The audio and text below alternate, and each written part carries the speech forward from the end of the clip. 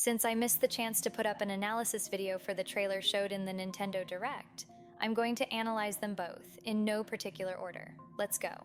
Right away, we can make out details on the unexplored map, such as Death Mountain.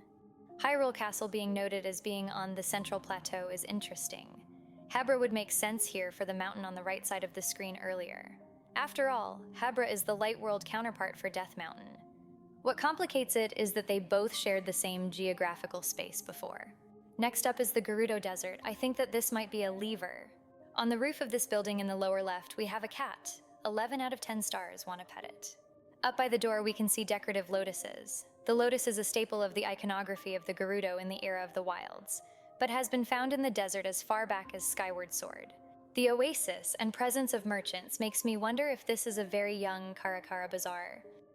If you've not kept up with the Byzantine labyrinth of Legend of Zelda lore, for years fans have speculated about the divergence of the Zora. I'm thinking we are going to finally get reconciliation in this game. Note the underwater entrance with the crest of Lanayru. It's giving Ocarina of Time Water Temple entrance to me. Let's take a look at Kakariko Village. Right off the bat, I'm just going to call out that the well is sealed. I wanted to call attention to something I personally find interesting. So far, the trailers have shown that most displays of text are simply solid lines. On the upper left side of the screen, we have 3 planks, which appear to feature Manyogana on them.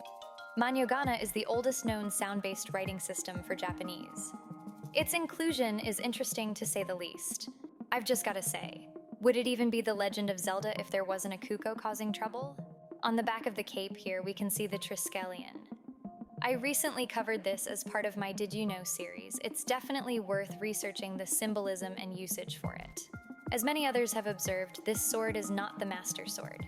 My money is on the Goddess Longsword. Its presence as the white sword of the sky in the era of the wilds is interesting, and I wouldn't be surprised if this game is related to those games in some way. Let's talk about the trident for a moment. Its depiction across the series is as a single-headed weapon. It's curious that this version looks similar to the version carried by the Nightmare from Link's Awakening. If you rewatch this portion of the original trailer, you can observe bluish particles in front of Zelda that stay with her during her dash down the stairs. It doesn't match Tri's colors, and I'm curious to know more. This thing reminds me a bit of a stone Hinox, or possibly something like Eox from Phantom Hourglass. Finally, let's talk about the big bad. Blue Pig Ganon has been depicted a number of times over the years. This depiction is similar to most of them, but it has a few distinct differences that are worth mentioning. Blue Pig Ganon from A Link to the Past and the original Legend of Zelda on the NES show him with the red and blue colors, and his feet are still mostly humanoid. Ganon from Four Swords Adventures, Oracle of Ages, and A Link Between Worlds all depict him with hooves, much like what we see from the Echoes version. Thanks for joining me while I shared a few observations from the Echoes of Wisdom trailer. I hope you enjoyed it. Did you notice something from the trailers that you found interesting? Let me know your thoughts in the comments below.